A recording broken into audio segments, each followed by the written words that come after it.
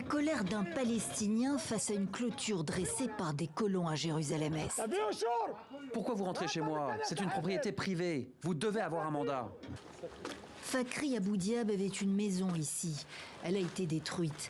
Il fait visiter ce qu'il en reste. Ici, c'était le salon. Je m'asseyais avec mes enfants, mes petits-enfants et mes invités. Là, il y avait la télé.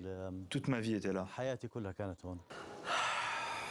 Un soupir qui en dit long sur sa frustration et son impuissance.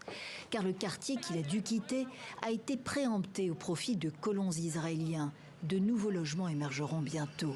Rien de plus normal pour le maire adjoint de Jérusalem. Nous devons encourager les Arabes à partir en Jordanie. Vous voulez un État palestinien? Il existait déjà de facto. Jérusalem est notre cœur, c'est le cœur de tous les Juifs.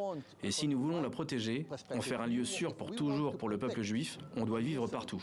De fait, dans Jérusalem-Est, annexée par Israël en 1967, la même où les Palestiniens prévoient d'installer la capitale d'un futur État palestinien, promesse des accords d'Oslo en 1993, la colonisation ne cesse de s'étendre. Ici, c'est Givat Hamatos. Tractopelles et camions à l'œuvre depuis le feu vert définitif de la municipalité en décembre dernier.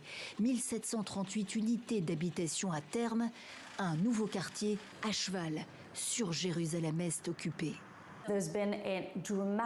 Les démolitions de maisons ont augmenté très significativement. C'est une façon cruelle et impitoyable de pousser des Palestiniens hors de chez eux et hors de la ville. L'inaction de la communauté internationale face à cette politique d'occupation ne fait qu'enhardir les autorités, estiment cet activiste.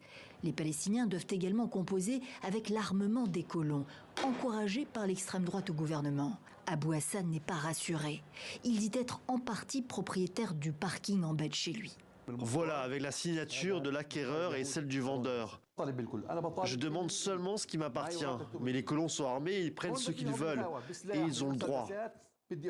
Pour le maire adjoint de Jérusalem, comme pour ce diplomate israélien, un État palestinien est hors de question après l'attaque du Hamas le 7 octobre.